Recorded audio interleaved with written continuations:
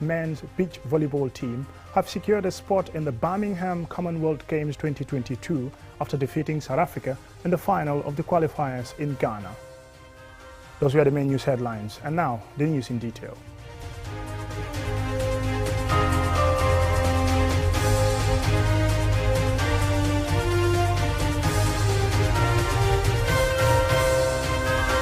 Welcome and thank you if you're just joining us. This is QTV News. At the just ended OIC Council of Foreign Ministers Summit in Pakistan, ministers from 57 countries in a joint declaration called for more support to the Gambia's preparation to host the OIC Summit later this year. Alusise has more. Foreign Affairs Ministers and Head of Delegation of the Member States of the Organization of Islamic Cooperation OIC gathered in Islamabad, Pakistan between 22nd to 23rd March for the 48th session of the Council of Ministers. The Gambia was represented at the summit by a high-powered delegation led by the Gambia's Foreign Affairs Minister Mamadou Tangara, including Yankuba Diba, the Chief Executive Officer of OIC Gambia. Was adopted, which actually confirmed Gambia's hosting of the summit, and again it called on members of the Ummah to ensure that they all give their support. And I must say, since that time, the Ummah has been very responsive. We've been receiving all necessary support. So this year's resolution goes to really reaffirm that commitment and the confidence that the summit the Conference of Foreign Ministers, which precedes the Summit of Heads of State, it confirms the confidence that they still have in the Gambia, and that Gambia is on course to really host the summit. Already, the construction of the VVIP launch at the airport is on course, together with the expansion of the Batlading Highway. In addition to the completed Sadauda Kairaba Jawara International Conference Center, the construction of 20 new urban routes totaling 50 kilometers and a 5-star hotel are among the major infrastructural developments. CEO Diba said all the funding for the different projects have been secured as he provides clarification on misconceptions surrounding the Gambia's readiness to host the summit. You see, this is an issue that piques me if people say it.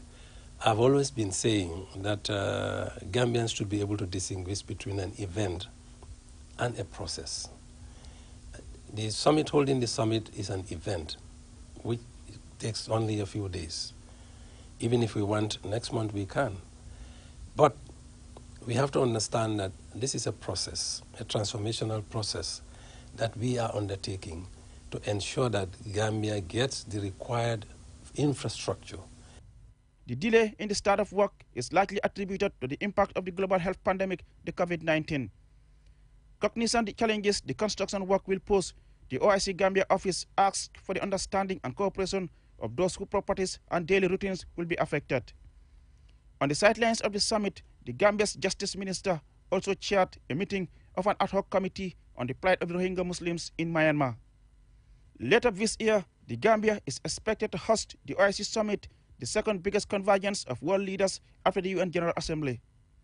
While the OIC Secretariat assured Gambians that the summit will be held in the country this year, there also has been overwhelming support from the Muslim Ummah to the Gambia.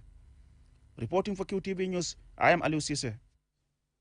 The Gambia's first ever draft national research policy for sustainable socio-economic development has been validated by the Ministry of Higher Education, Research, Science and Technology. The document will allow for more information-based decision-making in addressing the needs of Gambians. Modulamin Choi tells us more. The Sadauda Kairaba Jawara International Conference Center was the venue on Tuesday for the stakeholders gathering to validate a legal framework that seeks to embed research into public decision-making processes. The National Research Policy is the first of its kind in the Gambia, according to the Ministry of Higher Education, Research, Science and Technology, which spearheaded the policy to reorient public thinking towards research-driven solutions to our national socio-economic challenges. James Gomez is the research director at Mohast.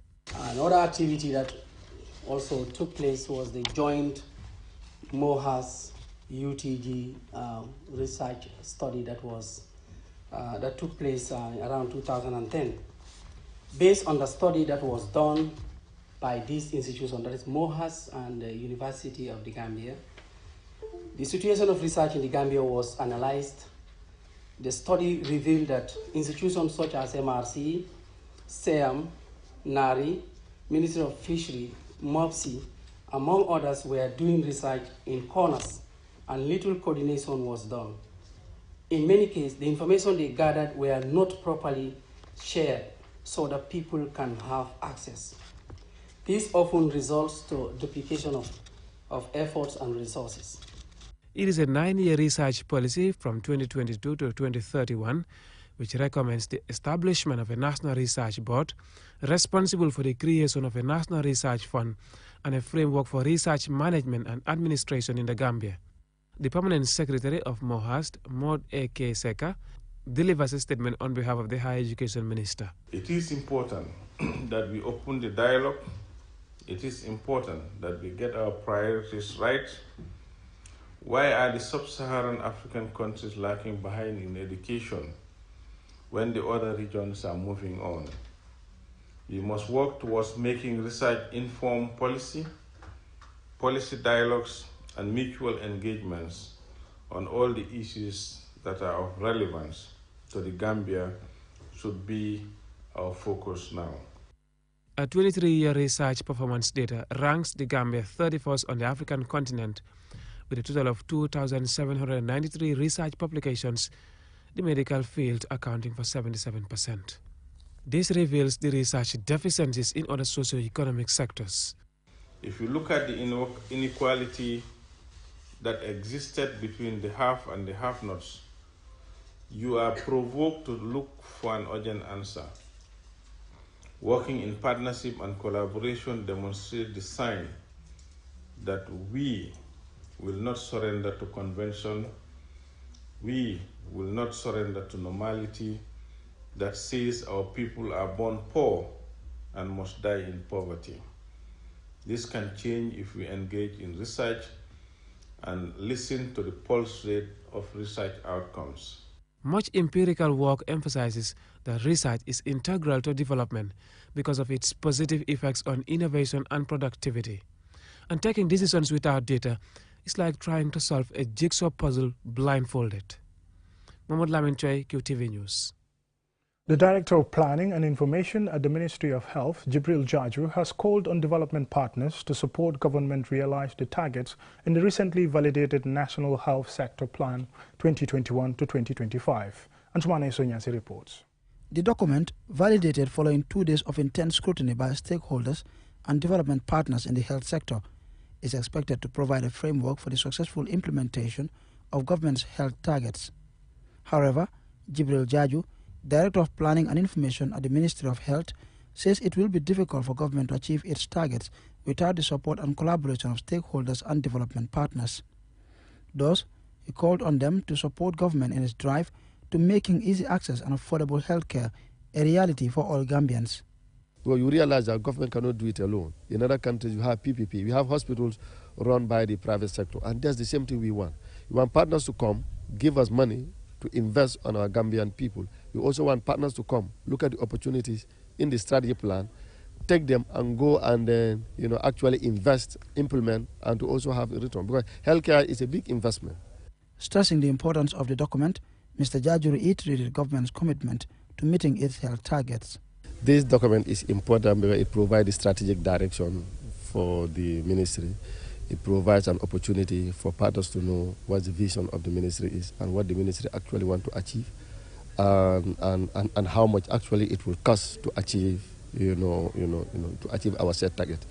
So the document is a 5-year, health sector strategy plan that pooled the challenges of the entire country in terms of healthcare service delivery to provide an opportunity to address them within this particular 5 years. So it's a very important document. It's a document that we are going to use as an investment, document for partners to come and chip in and see what actually they can tap from, to support the health sector. Despite the challenges, especially in terms of resources, officials at the Ministry of Health expressed hope that the recently validated National Health Sector Plan will be a major breakthrough in transforming the health sector. Ansmane Sonyasi for QTV News. Now, with that report, we are going to take a short commercial break, and when we return, we still have some more local news stories. Do stay tuned.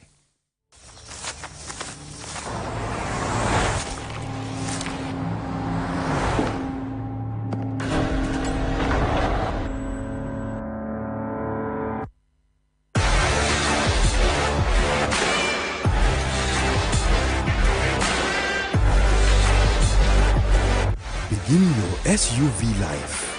S-Pass Motors, the new authorized dealer for Kia. Visit us today or call us on 3522 222 353 2222. To make sure your company's products and services reach your potential customers, it is essential that you choose the right channel for your marketing purposes. QTV has the widest reach locally and beyond, and we can give your business the visibility it needs.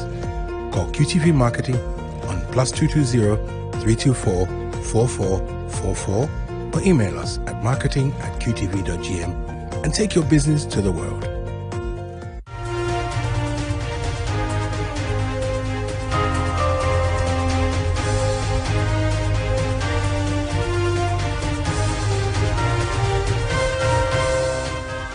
Welcome back, and thank you very much if you're just joining us. This is QTV News. The mayor of Banjul on Saturday urged the people of Tobacco Road, Banjul North, to take ownership of council's development projects in their constituency and hold her administration accountable by showing interest in council's work. She was speaking on Saturday at the final town hall meeting of the year held at Tobacco Road, Banjul. Antoine Sonyasi again. Saturday's town hall meeting was the sixth organized by Mayor Rohima Aglo with the support of the EU-funded Banjul Ostend City Link project. Attended by residents of Tobacco Road, Banjul North, the meeting provided an opportunity for residents to interact directly with the mayor and ask questions relating to their development needs. Addressing the crowd, Mayor Lowe urged the people of Banjul North to frequently seek clarifications or information on council's development projects. It should be made clear to all that I have never in my life been a mayor before. This is my first time, and so it should not surprise you if I make mistakes. This is no excuse, because I am committed to serving you to the best of my abilities. We do have challenges, but I just want to assure you of my unwavering commitment to serve the people of Banjul. So I ask that we unite and work together as one family. Whilst reiterating her commitment to delivering on her development promises, she thanked the people of Banjul North for their continuous support to her administration. From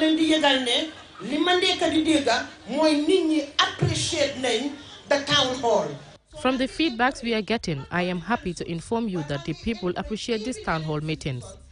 Therefore, I encourage other public institutions, especially elected officials, to organize similar events.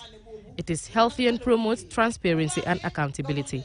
It also gives you an opportunity to hear from the electorates about their development needs. The town hall meetings were supported by the EU-funded Banjul Ostend City Link project under its good governance component, which seeks to strengthen council's governance institutions. Antoine Sonyasi for QTV News. Following Brikama Area Council's notice of tender for the construction of the Brikama-Jambarsane Road link, the council on Tuesday took interested bidders to the construction site to have first-hand information about the project. Omar P. Jallo went with the team, and this is his report. The Brikama-Jambarsane Road will link Jaikunda Johnson to the Gunjur Road. This visit is aimed at availing bidders the opportunity to know the scope of the construction and ask questions where they need clarification. Speaking to the press at the end of the tour, the chairman Brikama Area Council Sirifo Sonko and Adamo Bojang, the Director of Planning and Development, both expressed belief that the new link road would help to decongest the traffic in that part of the community. It is of a great interest to the council to make sure that this road, start work, and then people start using it as it was.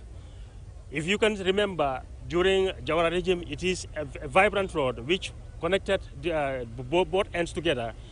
And we also see that technically, maybe the technician will come to that later. When this road is ready, the traffic congestiveness of this other end will diminish because of the usage of this other area. It is a great important area also where all the waterways also all the waters, the running waters during the rainy season passes through this road. The primary objective today of this site visit is to avail the opportunity to the prospective bidders to know the project site, know the scope of the work, if necessary invite questions when necessary. This road measures 400 meters. The governor of West Coast Region, Lamin Sane, commended the Brikama Area Council for the initiative and encouraged whoever might be the winning bidder to deliver high quality and timely work. This road is an eyesore when you come to the rainy season, where it's very, very difficult, not only traveling, but also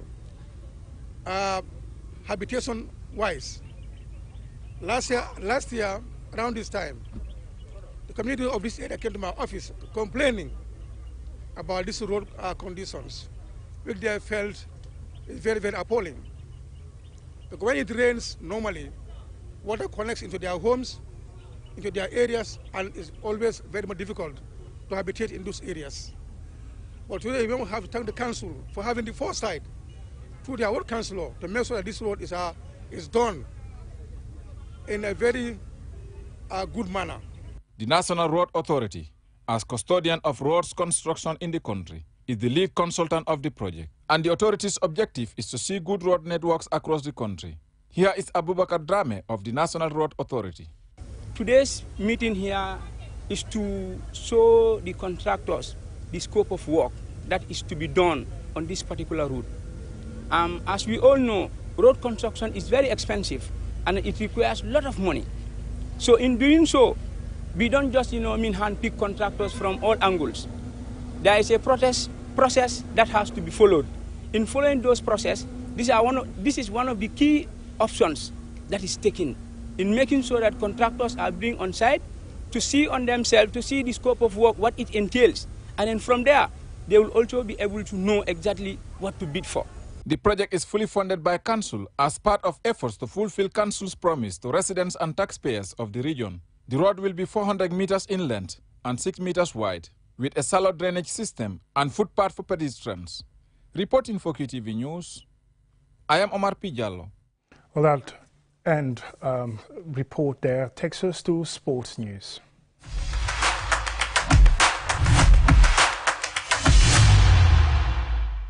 In sports news, Gambia men's beach volleyball team have secured a spot in the Birmingham Commonwealth Games 2022 after defeating South Africa 2-0, that is 2-0 in the final of the qualifiers in Ghana.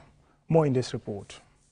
As African champions and the top-ranked beach volleyball team on the continent, the Gambia's pair Seni Jao and Baiba Bujara dispatched their continental rival South Africa in straight sets on Monday in Ghana. The first set ended with a 21-8 humiliation of South Africa, who then rallied in the second set, but could only narrow the margin of defeat to 20-18. This was sweet revenge for the Gambia, who had lost to South Africa in a similar score in their group opener. These are their reactions to the victory. It's very, very hot, and the weather was so windy, So, but at the end, alhamdulillah, we were able to cope with the system and with the weather. So, it was to hit the goal for the Gambia. So that's it. Thank you very much. Thank God, we are able to achieve our ultimate objective, that is to win the gold medal and qualify for the Commonwealth Games. We are so happy, so delighted about the victory. But we know we can do it because they played up to the decided set. They beat them only 3 points. But Seri assured me, don't worry. We know this place, we know each other. Bible also assured me, don't worry. It's going to be okay. Then as we progress, as we are going the second game for the semi-finals, quarterfinals and the semi-finals, the boys prove themselves that the whole people, the gathering, that they are professionals and they have shown it. Birmingham Commonwealth Games 2022 will be held from the 28th of July until 8 August 2022. More than 5,000 athletes from across 72 nations and territories will participate in 283 events. This will be the second staging of beach volleyball at the Commonwealth Games, and it is scheduled to take place between the 30th of July and 7th August. Mamudu Gajaga, QTV News. Well, congratulations to the Gambia beach volleyball team, and now that takes us to the recap of our main news headlines. At the just ended OIC Council of Foreign Ministers Summit in Pakistan, ministers from 57 countries in a joint declaration called for more support to Gambia's preparation to host the OIC Summit later this year. The Gambia's first ever draft national research policy for a sustainable socio-economic development has been validated by the Ministry of Higher Education. The Director of Planning and Information at the Ministry of Health, Jibril Jaju, has called on development partners to support government realize the targets in the recently validated National Health Sector Plan 2021 to 2025. And in sports news, Gambia men's beach volleyball team have secured a spot in the Birmingham Commonwealth Games 2022 after defeating South Africa 2-0 in the final of the qualifiers in Ghana. Well, that's it for QTV News. Join us again at 10 for another bulletin.